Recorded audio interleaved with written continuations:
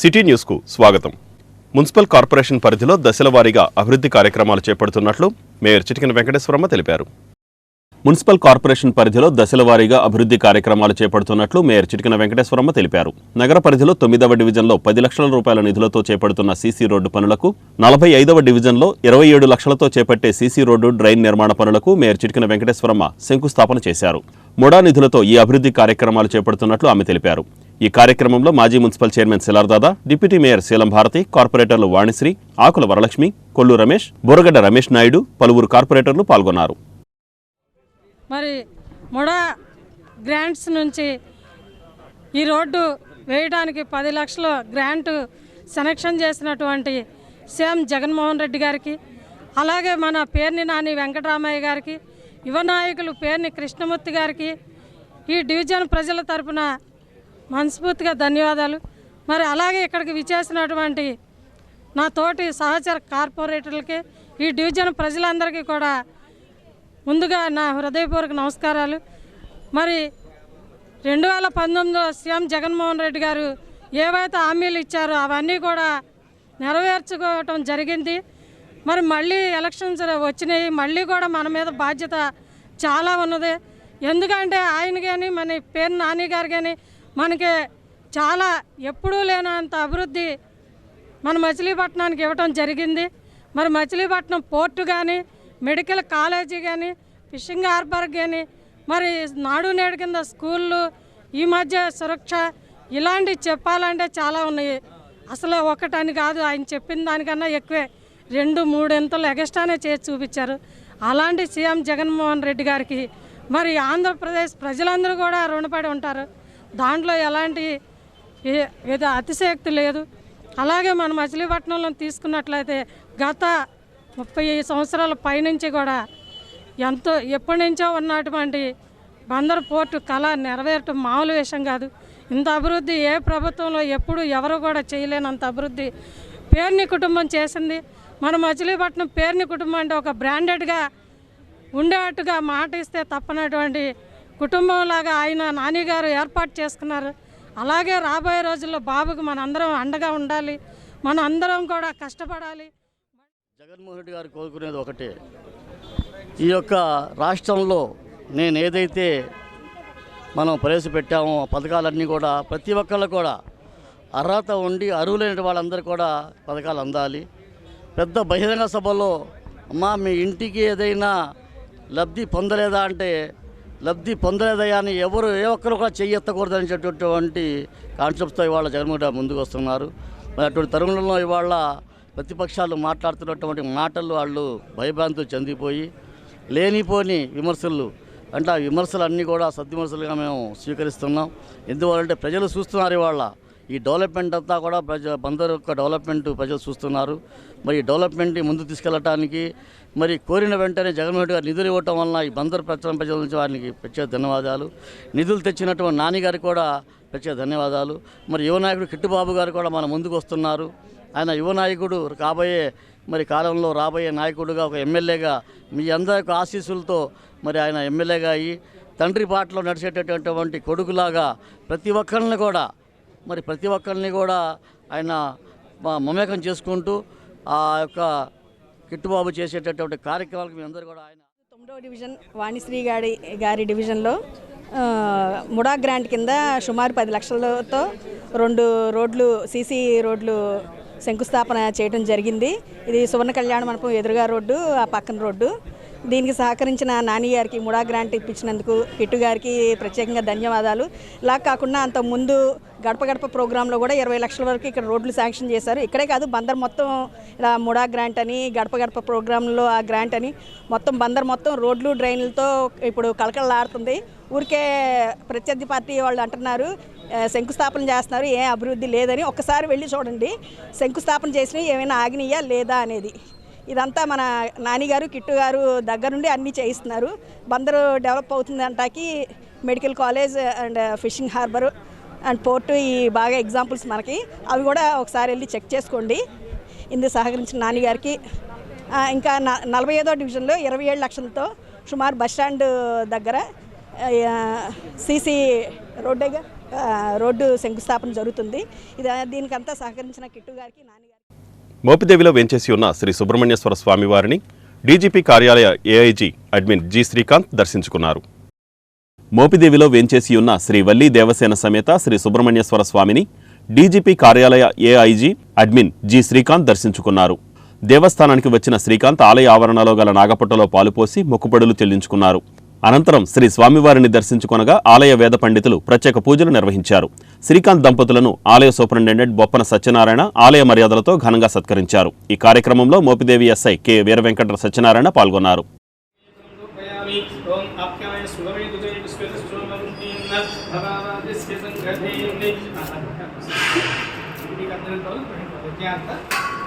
మోక్షేదం సమర్పయామి విశ్వేశ్వరాయ మహాదేవాయ త్రయంబకాయ త్రిపురాంతకాయ త్రికాగ్నికారాయ కాలాగ్నిరుద్రాయ నీలకంఠాయ మృత్యుంజయాయ సర్వేశ్వరాయ సదాశివాయ శ్రీమన్మహాదేవాయ నమః. పోలియో రహిత సమాజ స్థాపనకు ప్రతి ఒక్కరూ కృషి చేయాలని మేయర్ చిటికిన వెంకటేశ్వరమ్మ పిలుపిచ్చారు. పోలియో రహిత సమాజ స్థాపనకు అందరూ కృషి చేయాలని మేయర్ చిటికిన వెంకటేశ్వరమ్మ పిలుపునిచ్చారు. పల్స్ పోలియో ఆదివారం సందర్భంగా 50వ డివిజన్లో ప్రాథమిక ఆరోగ్య కేంద్రం వద్ద ఏర్పాటు చేసిన పల్స్ పోలియో కేంద్రం వద్ద చిన్నారులకు ఆమె పోలియో చుక్కలు వేసి కార్యక్రమాన్ని ప్రారంభించారు. 5 సంవత్సరాల లోపు చిన్నారులందరికీ పోలియో చుక్కలు వేయించాలని, తద్వారా పోలియో రహిత సమాజ స్థాపనకు కృషి చేయాలన్నారు. ఈ కార్యక్రమంలో డిప్యూటీ మేయర్ శీలం భారతి, వైద్య ఆరోగ్య సిబ్బంది పాల్గొన్నారు. లోక కళ్యాణార్థం బాలభాను విద్యాలయంలో పలు హోమాలు నిర్వహించారు. లోక కళ్యాణార్థం బాలభాను విద్యాలయంలో వివిధ హోమాలు నిర్వహించారు. మాస్టర్ సివి గురుపూజ మహోత్సవం సందర్భంగా నవగ్రహ హోమం, పాశుపత హోమం, మేధా దక్షిణామూర్తి హోమం జరిపారు. క్రోధినామ సంవత్సర ఉగాది రానున్న సందర్భంగా లోక కళ్యాణార్థం వివిధ హోమాలు నిర్వహించినట్లు బాలభాను ప్రిన్సిపల్ రాజు తెలిపారు. గత 40 ఏళ్లుగా సివి గురుపూజ మహోత్సవం పురస్కరించుకొని వివిధ హోమాలు, యజ్ఞాలు నిర్వహిస్తున్నట్లు ఆయన వివరించారు. ఇంకా అనేక మంత్రాలు మనకి మహాసౌరంలో వస్తాయి. ఆ మంత్రాలన్నీ కూడా సూర్యనారాయణ ప్రీతిగా ఇప్పుడు హోమం చేస్తారు. ఆ తర్వాత మనకి ప్రధానంగా మనందరం ఎవరైనా సరే ఇన్ని కోట్ల మంది ప్రజలు కూడా 27 నక్షత్రాల్లోనే పుడతారు, ఇంకో నక్షత్రం లేదు. అయితే 27 నక్షత్రాలు, అలాగే 12 రాశులు, 9 నవగ్రహాలు మనకి నిత్యము కూడా ఈ నవగ్రహాల యొక్క అనుగ్రహంతోనే మనకి కాలక్షేపం జరుగుతూ ఉంటుంది. ఎందుకని అంటే జన్మలగ్నాలతో అలాగే దశరీత్యా కానీ గోచారవశాత్తు కానీ గ్రహాలు మారుతూ ఉంటాయి. ఆ మారినప్పుడుగా మనం ఏదో జపమో తపమో చేసుకుంటూ ఉంటాం, దానం ఇస్తూ ఉంటాం. వాళ్ళ అనుగ్రహం చేత మనకి మళ్ళా మంచి జరుగుతూ ఉంటుంది, కష్టాలు పోతూ ఉంటాయి. అలాగే ఇవాళ మనకి 28 నక్షత్రాలు, అంటే 27 నక్షత్రాలు అందరికీ తెలిసినవే. అభిజిత్ నక్షత్రం కూడా 28 ఉంది. అంటే ఏంటంటే ఉత్తరాషాఢ నక్షత్రం 3-4 పాదాలు, శ్రవణ నక్షత్రం 1-2 పాదాలు కలిపితే అభిజిత్ నక్షత్రం అంటారు. అలాగే మనకి ప్రతిరోజు కూడా ఉదయం సూర్యోదయ లగ్నం దగ్గర నుంచి 4వ లగ్నం అభిజిత్ లగ్నం అంటారు. అభిజిత్ సర్వదోషఘ్నం మనకి జ్యోతిష్ శాస్త్ర గ్రంథాల్లో ఉంది. అంటే 11:50 బృందం వారి కుటుంబాల వారు కానీ ఇందులో పార్టిసిపేట్ చేసి మాస్టర్ సివి గారి ప్రేయర్ ఉదయం 6 గంటలకి, సాయంకాలం 6 గంటలకి ప్రేయర్ చేసుకుంటూ ఈ మధ్య యోగం గురించి, ఆధ్యాత్మికత గురించి, భగవద్గీత గురించి ఇలాంటి విషయాలు కొన్ని చెప్పుకుంటూ, ముఖ్యంగా మచిలీపట్నం గురు పూజల్లో మనం నిర్వహించే ప్రధానమైన కార్యక్రమం ఏంటన్నట్లయితే యజ్ఞం. ఇక్కడ దాదాపు ఒక 15 సంవత్సరాలుగా ప్రతి సంవత్సరం కూడా ఏదో ఒక యజ్ఞం నిర్వహిస్తుంటాం. మనం ఇక్కడ 10 చండీయాగాలు చేసాము, లక్ష్మీనారాయణ హోమం చేసాము, హైగ్రీవుడి తాలూకు హోమం చేశాము, దత్తాత్రేయుడి తాలూకు హోమం చేశాము, ధన్వంతరి హోమం చేశాము. ఈ సంవత్సరం నవగ్రహాలు 27 నక్షత్రాలతో కూడినటువంటి పాశుపత మంత్రంతో కూడినటువంటి దక్షిణామూర్తి హోమం కూడా కలిపి చేస్తున్నాము. ఇది కేవలం ఈ మచిలీపట్నం పరిసర ప్రాంతాలు మాత్రమే కాకుండా సమస్త మానవాళి, అన్ని దేశాల వాళ్ళు కూడా చాలా ఆనందంగా, ఆరోగ్యంగా, హాయిగా ఉండాలని, కలిసిమెలిసి ఉండాలని, ప్రకృతి వైపరీత్యాల నుంచి వాటి నుంచి కూడా ఈ గ్రహాల దేవతలు కానీ, భగవంతుడు కానీ, దేవతలు కానీ మనల్ని రక్షించాలని చెప్పి ఒక సంకల్పంతో ఈ హోమం చేయడం జరుగుతున్నది. ముఖ్యంగా ఈ సంవత్సరం ఎందుకు నవగ్రహాలు, నక్షత్రాల హోమం సంకల్పం చేయడం జరిగింది అంటే, ఈ సంవత్సరం ఉగాది మంగళవారంతో ప్రారంభం అవుతుంది కాబట్టి. ఎన్నికల ముందు హడావిడిగా డ్రైన్లు తవ్వుతున్నారని తెలుగుదేశం పార్టీ నాయకులు మోటమరి బాబాప్రసాద్ ఆరోపించారు. ఎన్నికల ముందు హడావిడిగా డ్రైన్లు తవ్వుతున్నారని మున్సిపల్ మాజీ చైర్మన్ మోటమరి బాబాప్రసాద్ ఆరోపించారు. 16వ డివిజన్లో డ్రైన్ శంకుస్థాపన చేసిన మర్నాడే డ్రైన్ నిర్మాణానికి అస్తవ్యస్తంగా గోతులు తవ్వారని ఆయన విమర్శించారు. స్థానిక కార్పొరేటర్ దింటకుర్తి సుధాకర్ టీడీపీకి చెంది ఉండటం వల్ల కార్పొరేటర్కు ఎటువంటి సమాచారం లేకుండా రోడ్డు పక్క విద్యుత్ స్తంభాలు, చెట్లు ఉన్నా లెక్క చేయకుండా అస్తవ్యస్తంగా గోతులు తవ్వడం దారుణమన్నారు. శాసనసభ్యుని నిధులు కాబట్టి తమకేమీ తెలియదని మున్సిపల్ అధికారులు పేర్కొంటున్నారని బాబాప్రసాద్ తెలిపారు. అభివృద్ధి పనులలో ప్రతిపక్షాలను కూడా కలుపుకొని పోవాలని ఆయన సూచించారు. 16వ వార్డులో కార్పొరేటర్ దింటకుర్తి సుధాకర్ ఈ వార్డుకి ప్రతినిధిగా ఉన్నారు, మున్సిపల్ కార్పొరేటర్గా ఉన్నారు. అతనికి తెలియకుండానే ఎమ్మెల్యే గ్రాంట్ అని చెప్పి ఈరోజు డ్రైనేజీని కట్టాలని చెప్పి, డ్రైనేజీ అంటే ఏఈ గారు వస్తారు, దాన్ని డ్రైనేజీ పూర్తి స్థాయిలో నీళ్ళు వెళ్తానికి ఇబ్బంది లేకుండా ఒక మ్యాప్ వేసి ఒక స్కెచ్ చేసి దాని ప్రకారం డ్రైనేజీ తీస్తారు. కానీ ఇక్కడ వచ్చిన పరిస్థితి ఏంటంటే కాంట్రాక్టర్ ఇష్టం వచ్చినట్టు కొట్టేసి ఒక వ్యవస్థ ఎట్లా ఉందంటే వంకర టెంకర్లు డ్రైనేజీ కట్టినా కానీ అక్కడ నీళ్ళు వెళ్తానికి చాలా ఇబ్బందికరమైన పరిస్థితి ఉంటుంది. క్రాస్గా ఉంది, ఎక్కడికక్కడికి క్రాసులు. మరి ఒక పక్కన చెట్లు మధ్యలో ఉన్నాయి, ఒక పక్కన స్తంభాల మధ్యలో ఉన్నాయి. అవన్నీ మరి ఉండంగా ఒక క్రమబద్ధంగా వెళ్ళాలి తప్ప డ్రైనేజీ అనేది మనకు నచ్చినట్టు బిల్లులు చేసుకోవడానికి డ్రైనేజీ కడితే మేము మట్టుకు ఒప్పుకోం. ఈ డ్రైనేజీ మీరు ఎలా కడతారో దీని మీద మేము ఎలా వెళ్ళాలో మాకు తెలుసు. దయచేసి ప్రజలకి మౌలిక సదుపాయాలు కల్పించేప్పుడు మంచిగా ఎక్కడ నీళ్లు నిలవకుండా ఎక్కడ ఇబ్బంది లేకుండా ఒక స్కెచ్ ప్రకారం వెళ్తే, ఒక రూట్ ప్రకారం వెళ్తే మేము ఇక్కడ ప్రజలు కానీ మేము కానీ సహకరిస్తాం. వాళ్ళు అసలు మా కౌన్సిలర్నే లెక్క చేయట్లా, కార్పొరేటర్నే. కనీసం అతను కబురు లేదు, అతనికి తెలియదు. శంకుస్థాపన చేశారు. ఈ ఎవరి జోబులో సొమ్ములేం కాదు, ప్రజలు కట్టిన సొమ్ముతోనే రోడ్లు వేసేది కానీ, పెన్షన్లు ఇచ్చేది కానీ, లైట్లు వేసేది కానీ ప్రజలు కట్టిన సొమ్ముతో తప్ప ఎవడో కూడా జోబుల్లోంచి ఏం ఖర్చు పెడతలేదు. ఉదయం హడావుడిగా శంకుస్థాపన చేశారు, కనీసం ఒక ఇంటిమేషన్ కూడా లేదు. గతంలో కూడా చివర హడావుడిగా తవ్వేసి కొక్కలేని తెప్పించి ఇష్టం వచ్చినట్టు చేశారు. వాళ్ళు ఫోన్ చేసి నేనేదో తీయించాను, నేనేదో కార్పొరేటర్ అని చెప్పి వాళ్ళు నన్ను నోటుకొచ్చినట్టు మాట్లాడారు. నేను తీయించాల్సిన అవసరం నాకేంటి, నాకు అసలు తెలియదంటే ఆ హోటల్ అయినా నమ్మలేదు. మరి ఈ రోజున నిన్న ఉదయం శంకుస్థాపన, ఇవాళ డ్రైనేజ్ కట్టేస్తారంట. కట్టేది అడుగంట. ఈ అడుగులో కూడా విపరీతమైన లోతుగా తవ్వేసి వంకర టెంకర్గా కడుతున్నారు. ఆ కాంట్రాక్టర్ని అడిగితే ఈ ఎమ్మెల్యే గ్రాంటు మీకు చెప్పాల్సిన అవసరం లేదు, మీకు ఇంటిమేషన్ చేయాల్సిన అవసరం లేదు, ఇది కౌన్సిల్ అయితే కనుక కౌన్సిల్ మీటింగ్లో పెడతాము, మీకు చెప్పాల్సిన అవసరం లేదని చెప్పి ఆయన వెళ్ళిపోయాడు. మరి ఏఈ గారు కానీ ఎవరిని అడిగినా కూడా మాకు తెలియదు అన్నారు. మేయర్ గారికి ఫోన్ చేసి ఒకసారి నేను కనుక్కుంటాలేండి అన్నారు. కమిషనర్ గారు ఫోన్ చేస్తే నేను ఒకసారి మాట్లాడతాలేండి అన్నారు. మరి ఎవరిని అడిగి ఈ గ్రాంట్ శాంక్షన్ చేసి, మేము డ్రైనేజీకి వ్యతిరేకం కాదు, కాకపోతే ఇక్కడ స్థానికులకు ఎవరైతే ఉన్నారో వాళ్ళందరూ ఒక ఇంటిమేషన్ చెప్తే వాళ్ళు రాళ్ళు కానీ ఏదైనా ఉన్నా కూడా తీసుకుంటానికి అవకాశం ఉంటుంది. ఏమీ లేకుండా ఎప్పటికప్పుడు తవ్వేసి ఇప్పుడు ప్రస్తుతానికి వెళ్ళిపోదాం, నైట్ వచ్చి కొట్టేస్తాం అంటున్నారు. అంటే నైట్కి వచ్చి తెల్లవారులు ఎవరి నిద్రలో అంటే ఇష్టం వచ్చినట్టు చేస్తారా ఏంటి? అంటే వీళ్ళకి అధికారం ఇస్తే అధికారం మదంతో డ్రైన్ నిమిత్తం ప్రొక్లైన్ తీసుకొచ్చి అడ్డదిడ్డంగా తవ్వేస్తుండడం చాలా బాధాకరమైన విషయం. ఇది కార్పొరేటర్ గారికి కనీసం ఈ విషయం మీద ఎటువంటి సమాచారం ఇవ్వకపోవడం కూడా అధికారుల యొక్క నిర్లక్ష్యానికి ఇది పరాకాష్ట. అదే కార్పొరేటర్ గారికి చెప్పుంటే ఒకరోజు ముందుగా అక్కడ ఉన్న స్థానిక ప్రజలందరినీ కలిసి డ్రైన్ ఇలా కడుతున్నామని దాని యొక్క బాగోగుల గురించి చెప్పి అందరి చేత ఒప్పించి ఆయన డ్రైన్ సరిచేయించేవాళ్ళు. ఆయనకు కూడా తెలియపోవడం కూడా మధ్యాహ్నం 3 గంటలకి వచ్చేవాళ్ళు చేసి కార్పొరేటర్ మీద వాగ్వాదానికి దిగటం కూడా చాలా దురదృష్టకరం. ఈ విషయం మీద అలాగే ఈ డ్రైనేజీకి పార్టీ పరంగా మేమే వ్యతిరేకం కాదు, ప్రజల సమస్యల మీద మేము ఎల్లప్పుడూ పోరాడుతూనే ఉంటాం. డ్రైనేజీకి మేము అంతా సమ్మతమే, కానీ సక్రమమైన పద్ధతుల్లో ఈ డ్రైనేజ్ చేస్తే బాగుంటుందని ఇక్కడ ప్రజలందరూ కూడా దీని గురించి చర్చించుకుంటున్నారు. ఈ విషయం మీద కమిషనర్ గారు వీళ్ళందరూ కూడా వెంటనే చర్యలు తీసుకుని దీని యొక్క సక్రమంగా డ్రైనేజీ నిర్మాణం జరగాలని చెప్పి మా తెలుగుదేశం పార్టీ తరపున డిమాండ్ చేస్తున్నాం. అలాగే అక్కడ కాంట్రాక్టర్ కూడా ఇష్టం వచ్చినట్టు మాట్లాడటం చాలా దురదృష్టకరం. ఆయన ఏదో ఎమ్మెల్యే గారి నిధులని చెప్పి ఎవరు కడుతున్నారు? ప్రజలు కట్టిన సొమ్ములతోనే కదా వీళ్ళు చెత్త పనులనే ఎలా వసూలు చేసి ప్రజల కోసం వాళ్ళ జేబులో డబ్బులు ఏం పెడతలేదు.